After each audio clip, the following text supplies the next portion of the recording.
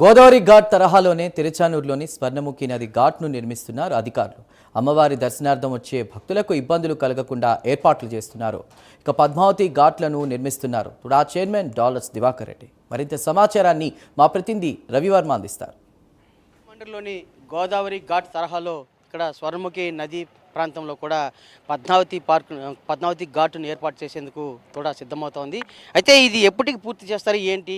ఈ ఘాట్ తరహాలో అమ్మవారి భక్తులకు స్నానాన్ని ఆచరించే విధంగా వెసులుబాటు కల్పించేందుకు శ్రీకారం చుడతా ఉంది తోడా సంస్థ. అయితే ప్రభుత్వ అనుమతితో ఈ ఘాటు ఎప్పటి నుంచి వర్క్ ఎప్పటి నుంచి స్టార్ట్ చేస్తారు ఏంటి అనేది తోడా చైర్మన్ గారు మనతో ఉన్నారు. వారిని అడిగి తెలుసు. సార్ నమస్తే. ఇవాళ గోదావరిలో ఉన్నటువంటి రాజమండ్రిలో ఉన్నటువంటి గోదావరి ఘాట్ తరహాలోనే ఇక్కడ కూడా పద్మావతి ఘాట్ ఏర్పాటు చేయాలని చెప్పి ప్రభుత్వం సంకల్పిస్తూ ఉంది. దానికి కీలక బాధ్యత తోడా వహిస్తూ ఉందని చెప్పి తెలుస్తుంది. అది ఎంతవరకు నిజం? అది ఎప్పటి నుంచి వర్క్ స్టార్ట్ అవుతుంది? ఎప్పటి వాళ్ళు ఫుల్ఫిల్ అవుతుంది ఏంటి సార్? అందరికి నమస్కారం. మొట్టమొదటిగా మనం తెలుసుకోవాల్సింది ఏంటంటే ఈరోజు భారతదేశంలో ఏ పుణ్యక్షేత్రకి వెళ్ళినా కూడా మెజారిటీ ఆఫ్ పుణ్యక్షేత్రాల్లో నదులు ఉంటాయి. ఆ నదీ స్నానం చేసిన తర్వాతన దర్శనానికి పోయేటువంటి పరిస్థితి మనం చూస్తున్నాం. ఈరోజు ఉజ్జయిన్లో కావచ్చు, రాజమండ్రిలో కావచ్చు, కాశీలో కావచ్చు, మన కొక్కే సుబ్రహ్మణ్య టెంపుల్లో కావచ్చు, ధర్మస్థలం కావచ్చు, శబరిమలలో కావచ్చు. కానీ తిరుపతిలో ఒక పెద్ద స్వర్ణముఖి నది ఉందని కూడా ఇప్పుడు నెక్స్ట్ జనరేషన్ కావచ్చు, ఇప్పుడున్న జనరేషన్ కూడా చాలామంది కూడా తెలియని పరిస్థితి. అట్లాంటి దాన్ని ఈ స్వర్ణముఖి నది సాక్షాత్తం తిరుమల కొండల నుంచి పాకాల మండలంలో పుట్టేటువంటి నది. ఆ నది అక్కడి నుంచి స్టార్ట్ అయ్యేసి ముక్కోటి, తిరుచానూరు అమ్మవారి టెంపుల్, శ్రీకాళహస్తి శివుడి టెంపుల్ నుంచి నాయుడుపేట మీదుగా బే ఆఫ్ బెంగాల్లో పోయి కలుస్తుంది. సో అట్లాంటి నదిని, ఆ రివర్ని మనం బాగా డెవలప్ చేసి మొత్తం రీజనరేషన్ చేసి ఈరోజు భారతదేశంలో కాదు ప్రపంచంలో కూడా ఎక్కడా లేనంత విధంగా తిరుపతికి రోజుకి లక్షల మంది జనాలు వచ్చేటువంటి పరిస్థితి ఈరోజు. అట్లాంటి లక్షల మంది డివోటీస్కి కూడా తిరుచానూరులో నదీ స్నానం చేసి అమ్మవారి దర్శనానికి పోవాలనేది ఒక ముఖ్య ఉద్దేశం.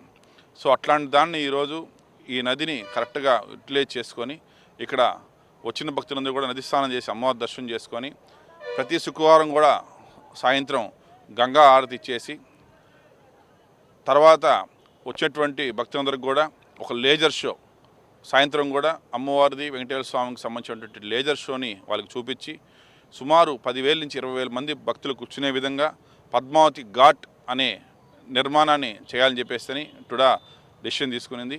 దీన్ని సీఎం గారికి చెప్పటం, సీఎం గారు కూడా హ్యాపీగా ఫీల్ అయ్యారు. దీన్ని అదేవిధంగా ఈరోజు టీటీడీ ఈఓ గారితో కూడా నిన్న కలవటం జరిగింది. టీటీడీ చైర్మన్ కూడా కలవటం జరిగింది. వాళ్ళందరూ కూడా 100% పాజిటివ్గా ఉన్నారు. సో కాబట్టి ఈరోజు దీనివలన 10 మందికి ఉపయోగపడుతుంది. చుట్టుపక్కల ఉన్నటువంటి ప్రజలందరూ కూడా చాలా హ్యాపీగా ఉంటారు.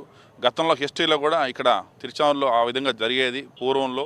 అట్లాంటి పూర్వ వైభవం మళ్ళీ తిరుచానూరుకి తీసుకురావాలని చెప్పేసి ఇక్కడున్న ప్రజలందరూ కూడా ఆనందంగా ఉండాలనేసి, వచ్చిన భక్తులంతా కూడా ఆరోగ్యంగా సంతోషంగా నదీ స్నానం చేసుకొని కుటుంబ సభ్యులతో వెళ్ళాలనేసి ఈరోజు ఇరిగేషన్ డిపార్ట్మెంట్ వారితో ఎస్టిమేషన్ లేపించి ఎట్లా మనం వాటర్ని బ్లాక్ చేయగలుగుతాము, అదేవిధంగా బయట వచ్చే వాటర్ని కూడా ఎస్టీపీస్ ద్వారా ఆ డ్రైనేజ్ వాటర్ని కూడా రివర్లో కలుపుకుంటా దాన్ని సపరేట్ చేసేసి ఎట్లా చేయాలనేటువంటి ఒక డెసిషన్తో ఈరోజు టుడా ఇంజనీర్స్, ఇరిగేషన్ ఇంజనీర్స్ ఇద్దరు కలిసి ఈరోజు జాయింట్ ఇన్స్పెక్షన్ చేసేసి ఇక్కడ ప్లేసింగ్ కూడా ఐడెంటిఫై జరిగింది.